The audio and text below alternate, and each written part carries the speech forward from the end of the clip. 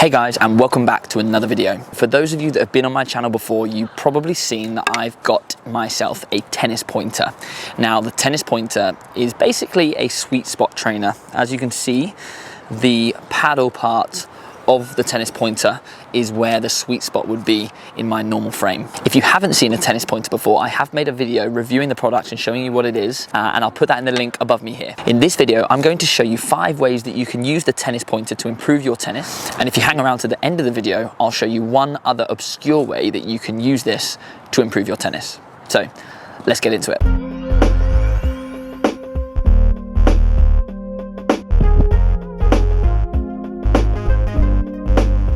So number 1, this is probably the most common way that I've been using my tennis pointer, and it's to warm up before a session or before a match. The pointer can be a great way to warm up for a number of reasons. It's an amazing way to get players focused on the ball.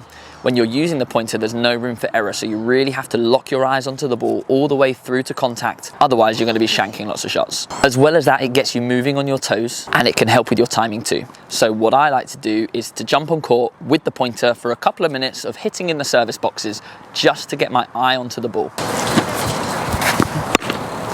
So before you get your racket out of your bag, use your pointer and have a gentle knock in the service boxes, focusing on the ball, trying to get a nice clean contact each time you hit the ball.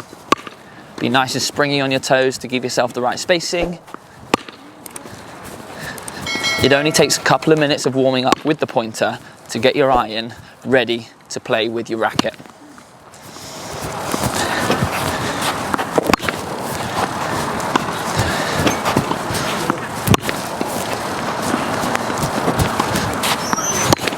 Once you've spent a minute or two with the pointer, as soon as you pick up your tennis racket, you'll be hitting the ball far cleaner. All of those shanks that you made with the pointer that you just missed on the edge here will still be within the sweet spot of your normal tennis racket. It's going to get every one of your sessions started on a high. The second way that I use the pointer to work with my players is to correct bad timing. Now what I mean is when players are struggling to find the center of their strings, it might be that they're making shanks or their shots are just a little bit clunky. It may not be anything to do with their technique. It can sometimes simply be down to the fact that they're not watching the ball well enough. So using the pointer in this instance is a perfect tool. So what I will do in the middle of a drill is swap a player's racket out for their pointer, give them a minute or so on that drill using the pointer instead.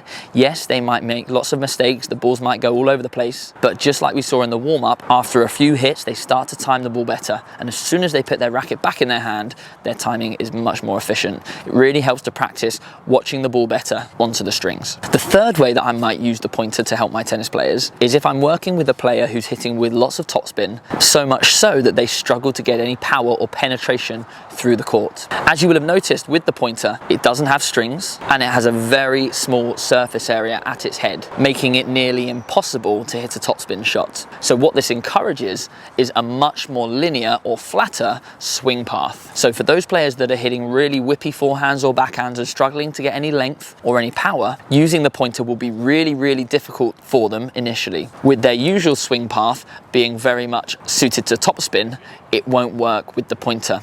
They'll soon figure out after a minute or two that they're going to have to swing through the ball a little bit more. So it can certainly help to take some of the topspin out of shots. The fourth way that I like to use the tennis pointer is for improving volleys. Now, as we know, we want volleys to be short and sharp, and we want our contact points to be nice and crisp. Using the pointer, again, forces players to focus more on the tennis ball, but what it can do for your volley is it will help to encourage a much shorter, compact swing. Players will find using this, as soon as they take their racket back too far, it's much tougher to get a good contact. So what it will encourage is a nice compact take back and short swing to the ball. If you can hit volleys with the pointer, using a tennis racket will be a doddle.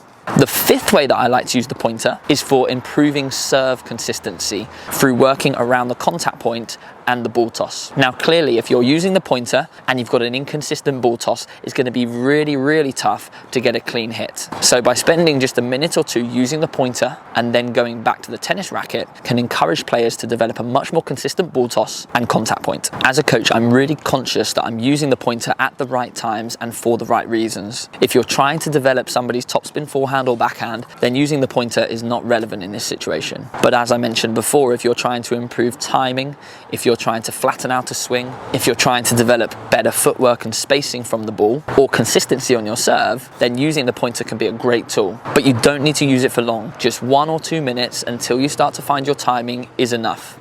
It's not designed for hours of use, but what it will be great for is a quick burst of focus to prepare you better for when you pick up your tennis racket. So as promised, there's a little bonus tip. It's a bit of a weird one, but I also use my tennis pointer as a target, and I'll show you how.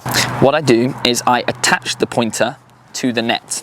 So I'll thread it through the first hole in the net here and through a lower one too, so that the pointer sits above the height of the net. And I use this as a target for my players to try to hit the ball at the pointer. Now, obviously, when hitting at this height of the net, it's suitable for attacking shots. A normal rally ball or a defensive shot, we would want to travel much higher over the net. So if I'm working on an attacking approach shot on the forehand, for example, I may use my pointer as a target as a bit of a fun challenge. So if you've got a tennis pointer, pop it in the net and see if you can hit it on your attacking balls. So there you go. There were 5 ways, plus my bonus way, of how I use my pointer with my players. There are loads of other ways. I'm sure you've done some yourself. If there are any that I've missed, pop them in the comments below and let me know how you use yours. Thanks as always for watching. If you enjoyed the video or found it useful, consider subscribing to the channel so you can see more content like this. And if you have any suggestions for future videos, let me know in the comments below. I look forward to seeing you next time. Take care.